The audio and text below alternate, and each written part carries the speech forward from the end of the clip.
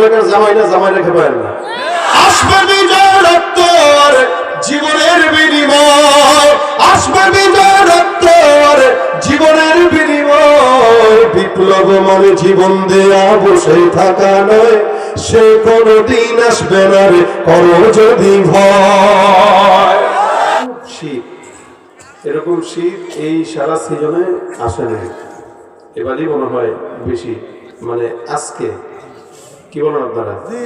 আমরা তো আসলে শহরে থেকেই শীত তেমন বুঝি কম, বাকি প্রত্যেক দিন এক একটা জেলায় যায় এক একটা জেলার শীত ট্রাই করি, টেস্ট, বুঝছেন নি? আপনারা খাবার টেস্ট করেন, আমরা খাবারের পাশাপাশি শীতও টেস্ট করি। তা আজকে মনে হলো যে শীত, এই শীত মোটামুটি আপনাদেরকে কাবু বানায় ফেলছে, আমাদেরও কাবু বানাইছে। আপনারা কি কাবু আছেন? কাবু আছেন যে এটা বোঝা যাচ্ছে, যদিও জবানে চাপাবাজি করতেছেন না, কিন্তু চাপাবাজিতে আমি বিশ্বাসী না। আমি দেখবো আসলে কাবু হয়েছেন কিনা। যদি কাবু না হয়ে থাকে, জবান খুলে উচ্চ কণ্ঠে একবার বলেন আল্লাহু আকবার। এই যে হাতটা একবার রাখছেন না, যত শীতের সুযোগ দিবেন তত আপনার গায়ের উপরে চেপে বসবে। এই চাদর টাদুর মুড়ি দিয়ে রাখছেন, কান পাশা রাখছেন, মাফলার পরে রাখছেন, হাত এমনি বেঁধে রাখছেন, যতক্ষণ এমনি থাকবেন শীত আপনাকে বলবে দোস্ত তোরে আমি পাইছি। আর যদি শীতকে বলেন তুই আজকে অন্তত শ্বশুর বাড়ি যায় ঘুরতে যা, এখানে যতক্ষণ মাহফিল হবে ততক্ষণ কোন শীত আমাদের কাছে পাত্তা পাবে না। কথা আসতে পারে, জোরে বলে না, আরো জোরে কর। যত কথা বলবেন তত শরীর গরম হবে, ঠিক না? আমি যতক্ষণ আছি ততক্ষণ আওয়াজ দিবেন, এমন আওয়াজ দিবেন বাইরে যারা চটপটি ফুচকা বা অন্য কোনো দোকানে থাকবে এগুলো যেন মোটামুটি দৌড় দিতে বাধ্য হয়। এরা করে, এরা করে না। আপনারা কথা বলতে জানেন? কথা বলে না, জানেন? খালি দুইজনে মারামারি লাগাই দেন, এদের কেমন চিল্লায়, কিন্তু মাহফিলে চিল্লায় না। খেলা দেখার সময় ঠিকই গোল মারার পরে চিল্লায়। খেলা হলে আর্জেন্টিনা ব্রাজিলে, আর আইল খেলার মানুষ চিল্লায়, ক্ষুদ্র আইল খেলার মানুষ চিল্লায়। খেলে কোথায়, চিল্লায় কোথায়? আর এখানে যতক্ষণ থাকবে আল্লাহ আল্লাহ রাসূলের নাম হবে। কথা বলে না, কার নাম হবে? আল্লাহ আল্লাহ রাসূলের জন্য জবান খুলে চিৎকার করতে পারবো ইনশাআল্লাহ। যারা যারা চিৎকার করতে পারবে লিল্লাহি তাকবীর, নারে তাকবীর, আল কোরআনের আলো ঘরে ঘরে জানো, লিল্লাহি তাকবীর। ও ভয় আছে? কথা জোরে বলেন, ভয় আছে? কথা বলতে পারেন? মুরব্বীরা বলতে পারেন? এই যে বাবারা, আপনারা দাড়ি পাকারা, আপনারা সব বাবা বয়সী, দাদা বয়সী, মামা বয়সী, আপনাদের হাতে পায়ে ধরি আজকে বাগিনা রেখে পারেন না। কথা ঠিক আছে? আমি আপনাদের এলাকার জামাই না, জামাই রেখে পারেন না। যতক্ষণ আমি আছি গরম, আপনাদের গরম থাকা লাগবে। আমি বকবক করবো, আপনারা এমনি বেশি বেশি ঘুমাইবেন, এই সুযোগ অন্তত সাইড দিবে না। ঠিক কয় আসতে জোয়ান গুলো সব বুড়ে, মানে শীতে মাইয়া হয়ে গেছে, হাল হয়ে গেছে। আওয়াজ দিয়ে জবান খুলে যতক্ষণ বসবেন শরীর গরম রাখবেন। আবারও আল্লাহু আকবার। এই আওয়াজ শেষ পর্যন্ত থাকবে, আমার বলা লাগবে বারবার, বারবার বলা লাগবে। যখন সুবহানাল্লাহ আওয়াজ দরকার সুবহানাল্লাহ বলবেন, আসমান জমিন কাঁপিয়ে বলবেন ইনশাআল্লাহ। যখন আলহামদুলিল্লাহ বলা দরকার আসমান জমিন কাঁপিয়ে বলবেন ইনশাআল্লাহ। যারা বলেন আসবে বিজয় রক্ত আর জীবনের বিনিময়, আসবে বিজয় রক্ত আর জীবনের বিনিময়। বিপ্লব মানে জীবন দেয়া বসে থাকা নয়, সে কোনদিন আসবে না রে করো যদি ভয়। ভয় কাকে? ওই ময়দানেতে যেতে তোমাকে হবে, প্রয়োজনে সব রক্তটুকু জমিনেই ঢেলে দেবে। দেশের জন্য একবার বাংলাদেশের জনগণ লড়াই করেছে কিনা? 5 মাস আগে বাংলাদেশ স্বৈরাচার মুক্ত করার জন্য লড়াই করেছে, তখন হাজারো মানুষ মরেছে, শাহাদাত বরণ করেছে।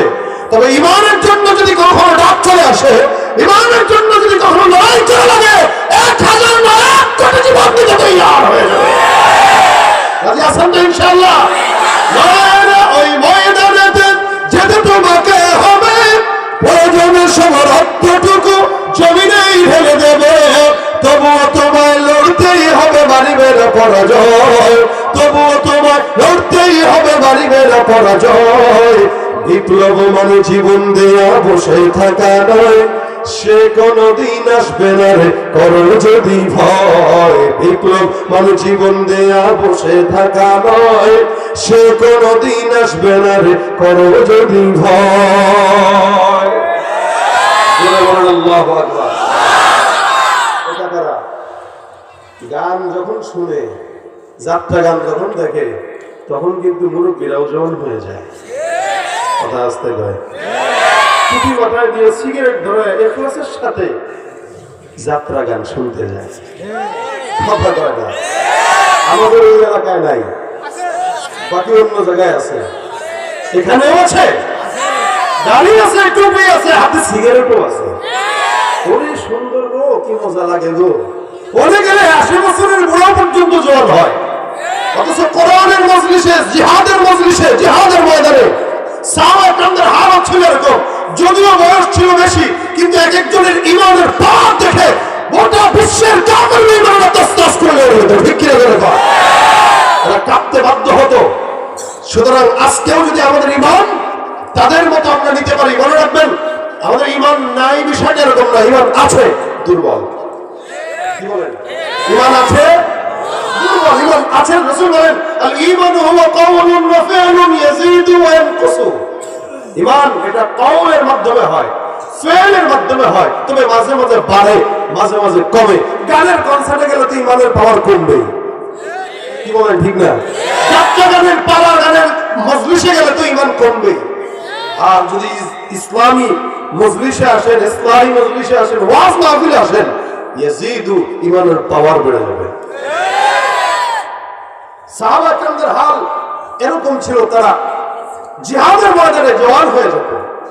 ঈমানের ব্যাপারে এরা ছিল স্বচ্ছ এবং কঠোর। ঈমানের ব্যাপারে, কুফরের ব্যাপারে এক বিন্দু পরিমাণ কাউকে ছাড় দিতেন না। আর আমরা দুনিয়ার ব্যাপারে নরম, দুনিয়ার ব্যাপারে কঠোর, ঈমানের ব্যাপারে নরম। দুনিয়া বিকাশ না, এটা 100% সরল আনা, আবার বুঝে নেওয়া লাগবে। আর ঈমানের কাজ দূর পরে করলেও চলবে। কথা না? আপনারা কি কথা বুঝতে পারছেন? ঈমানের ব্যাপারে আমরা বলি দুধ নামাজ পড়বো 50 বছর হোক, রোজা রাখবো 50 বছর যা।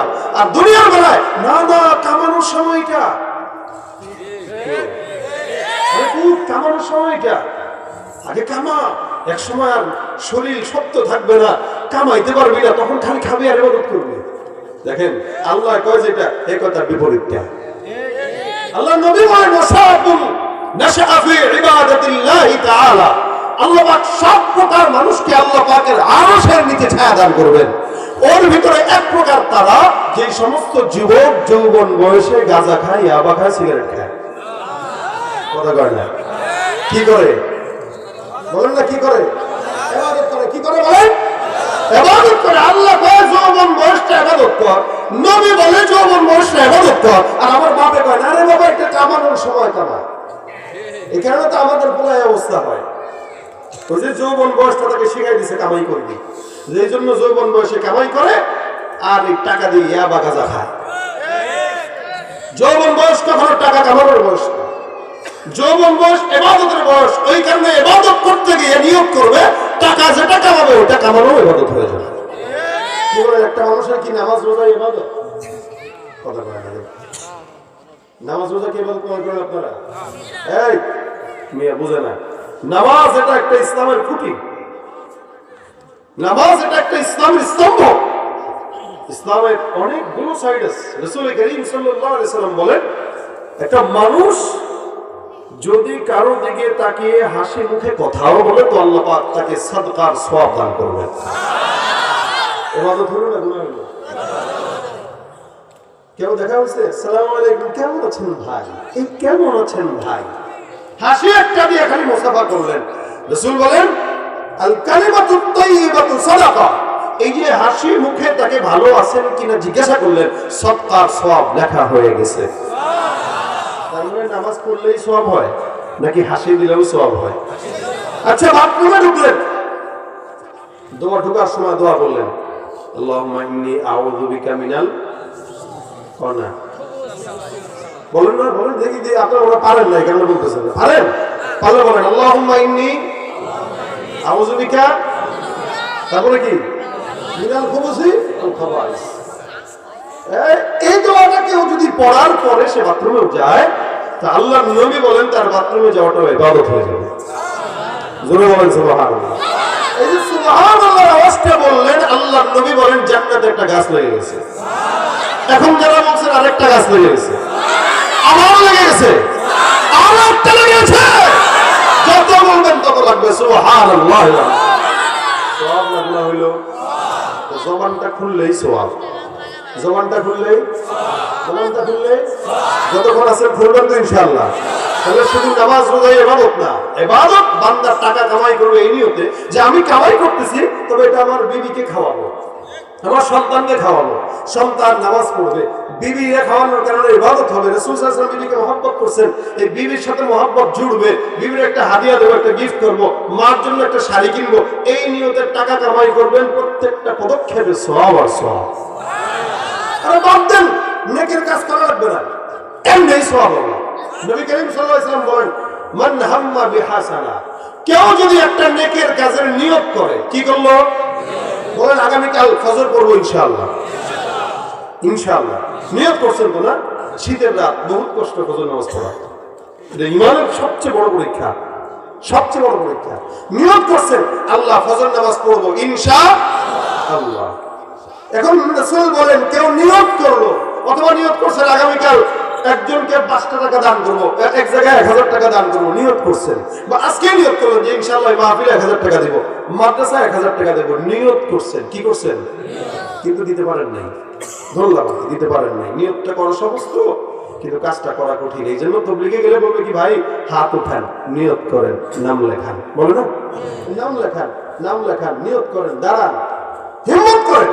নিয়ত কেন করেন? নিয়তেই বরকত, নিয়তেই কি বরকত। রাসূল বলেন কেউ নিয়ত করলো কিন্তু কাজটা করতে পারে নাই, কাজটা করতে পারে নাই। রাসূল বলেন কাতাবাল্লাহু লাহু হাসানাতান কামিলা, আল্লাহ পাক তার আমলনামায় ওই কাজের পরিপূর্ণ একটা নেকি দান করে দিবেন। সওয়াব না গুনাহ? তাহলে ইসলাম তার মানে বোঝা গেল নামাজ, রোজা, হজ, যাকাত এগুলোই শুধু ইবাদত না। একটা মানুষের সঙ্গে ভালো মুখে কথা বলা, একটা মানুষের সঙ্গে হাসি কথা বলা, একটা মানুষের সঙ্গে ভালো ব্যবহার করা, কোন মুরব্বী মানুষের বোঝা টেনে দেওয়া, সবকিছুই ইবাদত, ইবাদত, ইবাদত। সুবহানাল্লাহ। ভাইরা আমার, আজকে যেহেতু বসলাম, আমি আপনাদেরকে একটা আমল শিখাবো ইনশাআল্লাহ। আল্লাহ পাক যদি তৌফিক দান করে। বহুত শীত, শীতে কাবু হয়ে গেছেন আপনারা, আমিও। এই রাস্তার যে পরিমাণে কুয়াশা, এই কুয়াশার ভিতরে, শীতের ভিতরে আল্লাহর দ্বীনের মহব্বতে যে বসলেন, আল্লাহ পাক রব্বুল আলামিন কয় এই ফেরেশতা সাক্ষী থাকো, এদের সমস্ত সগীরা গুনাহ মাফ করে দিলাম।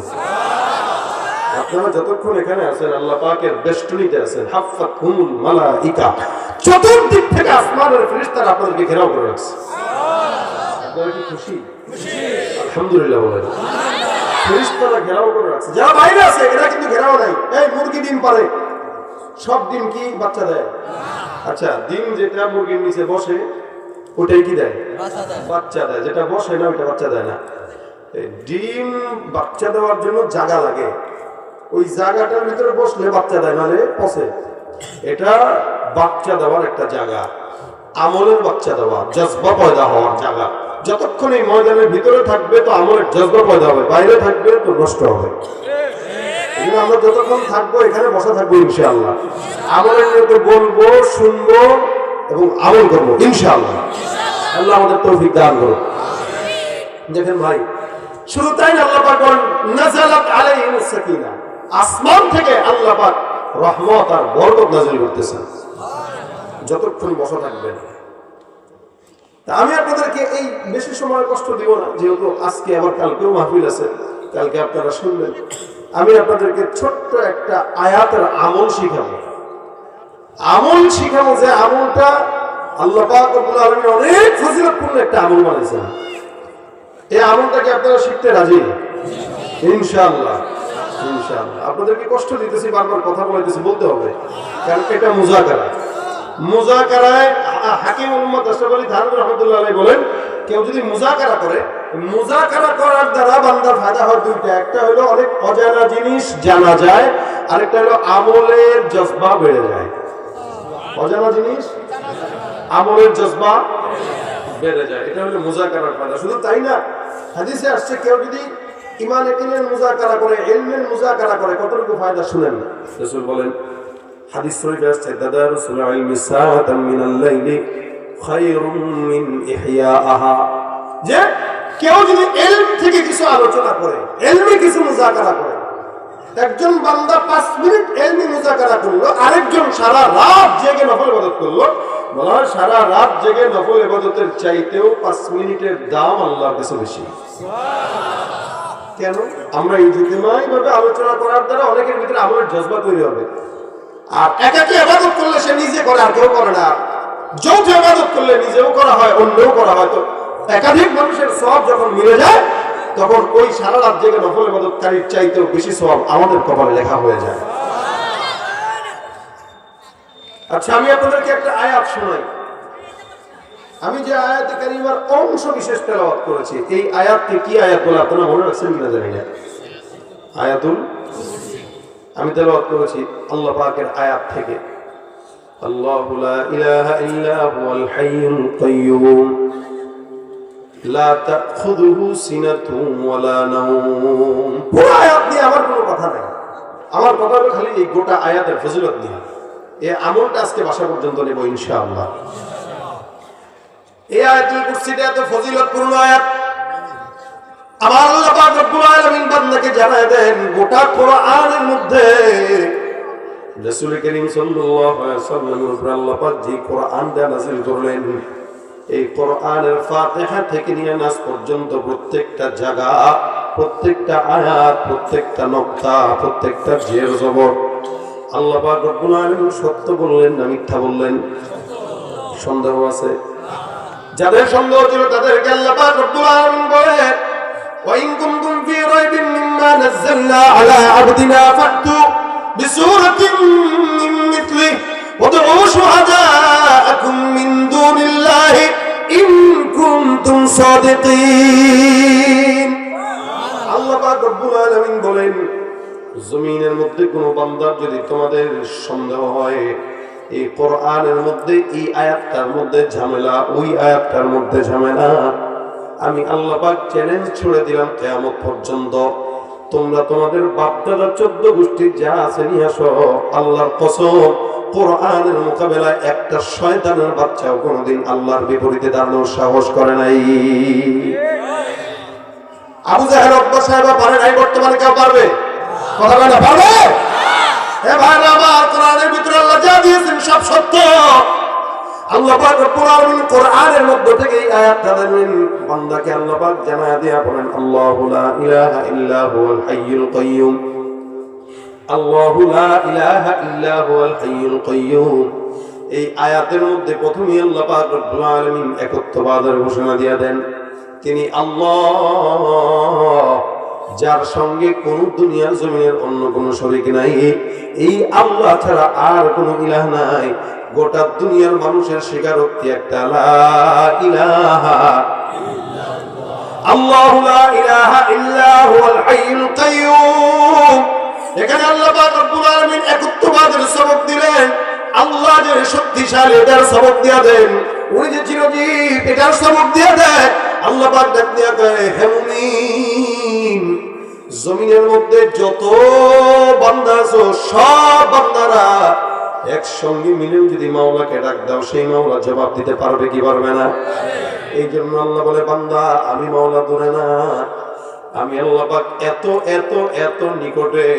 আমি আল্লাহ পাক ঘোষণা করলাম, ওয়া নাহনু আকরাবু ইলাইহি মিন হাবলিল ওয়ারিদ। আমার আল্লাহ পাক রব্বুল আলামিন বলেন, আমি আল্লাহ বান্দার শারকের চাইতে নিকটে। দুনিয়ার কোনো এরকম মালিক নাই যে মালিক বান্দার নিকটে। বান্দা যেখানে যায় আমার আল্লাহ ডাক দিয়ে কয়, হে বান্দা তুমি যেখানে থাকো, আল্লাহ পাক ডাক দিয়ে বলেন, ফা আইনামা তুওয়াল্লু ফাসাম্মা ওয়াজহুল্লাহ। বান্দা যেখানে থাকবা আমার আল্লাহর দিকে যদি যাও, আল্লাহর দিকে চেহারাও যদি ঘুরায় দাও, আল্লাহ পাক রব্বুল আলামিন বলেন মুমিন, জমিনের মধ্যে তুমি যেখানেই যাবা, যেখানেই তাকাবা, দুনিয়ার কোন মানুষ তোমার চোখে না পড়লো, আল্লাহ পাক রব্বুল আলামিন আছে। সমুদ্রের তলদেশেও যদি যাও, সেখানেও আছে না নাই? জঙ্গলের মধ্যে, গহীন জঙ্গলেও আছে না নাই? সারা দুনিয়াতে আমার আল্লাহ পাক রব্বুল আলামিনের দয়া বিদ্যমান। তিনি এমন রব, তিনি এমন কুদরতওয়ালা। আমার আল্লাহ পাক রব্বুল আলামিন বলে, বান্দা, জমিনের মধ্যে কোনো বান্দা যদি রাত ৩টার দিকে ডাক দেয়, যদি কোনো বান্দা চেয়ারম্যানকে, মেম্বারকে রাত ২টা ৩টার মধ্যে ডাক দেয়, আল্লাহ পাক রব্বুল আলামিনের বান্দা কেউ সাড়া দিবে না, কারণ ঘুমের সময়। কিন্তু আল্লাহ পাক এই আয়াতে বান্দাকে চ্যালেঞ্জ দেয়া বলেন, বান্দা মনে রাখবা, কেউ যদি কথা না শুনে, টেনশনের কারণ নাই, আমি আল্লাহ রাব্বুল আলামিন তোমাকে ঘোষণা করলাম, লা তাখুযুহু সিনাতুন ওয়ালা নাওম। মালিক তো তন্দ্রাচ্ছন্ন হয় না, ঘুম তো দূরের কথা। তুমি রাত ৩টার দিকে মালিকরে একবার করে ডাকবা, আমার আল্লাহ তোমার ডাকে 10 বার সাড়া দিয়ে দিবে। আমার আল্লাহ পাক বান্দার ডাকে সাড়া দেয়, এটাই হলো আল্লাহ পাক রব্বুল আলামিনের কুদরত, এটা হলো মালিকের কাজ। মালিক কোনদিন তার বান্দাকে হতাশ করে না। এক বান্দা মাজুসি ৮০ বছর পর্যন্ত কেবল মূর্তিকে সামনে নিয়ে ডাক দেয়, সালাম সালাম সালাম। ৮০ বছর একজন মাজুসি মূর্তিকে সামনে নিয়ে বলে, সালাম সালাম সালাম সালাম সালাম। মূর্তি কথা বলতে জানে না, উপকার করতে জানে না, খাইতেও জানে না। আমি বহু বছর আগে কি বলে ইন্ডিয়ায় মাহফিলে গেছি, ওখানে যা দেখলাম মূর্তিকে সামনে নিয়ে কিছু কিছু ভাইরা সকালবেলা মূর্তির সামনে সুন্দর করে খাবার দাবার দেয়, খিচুড়ি দেয়, ফল ফলাদি দেয়, ফুলও দেয়। বিকেল বেলা তাকায় দেখি ফল ফলাদি গুলো নিয়ে বিকেল বেলা নিজের ঘরে নিয়ে নিজে খাইতেছে। আরে জিজ্ঞাসা করলাম, বাইরে কি বুঝলাম না, এটা নিজেরা দিল, সকালবেলা এখন আবার খায় কেন? এটা বরকত। কি বরকত? ওই যে মূর্তির নজর পড়ে, নজর পড়লে যেই মান্যত করে, যে নিয়ত করে খায়, নিয়ত কবুল হয় না। নাউজুবিল্লাহ। এই মুসলমান খুব বুঝবেন, মূর্তি কথা বলতে জানে না, উপকার করতে জানে না, ক্ষতি করতে জানে না, কথা শুনতেও জানে না, উপকার করতেও জানে না, আপনার মনের নেক আশা পূরণ করতে জানে না, কারণ এটা তো নিজেই মানুষ বানাইছে। কিন্তু আমার আল্লাহ পাক রব্বুল আলামিন বান্দার দিলের হাল জানে কি জানে না? বলেন, জানে কি জানে না? তুমি পারো করতে মোচন অভাব দুঃখী লোকে, তুমি পরম মুক্তি দাতা, মালিক জগতের, তোমার কাছে চাই যে পানা, তোমার কাছে চাই যে পানা, আমরা প্রতিদিন তোমার দয়ায় পূর্ণ আমার সারা নিশিদিন।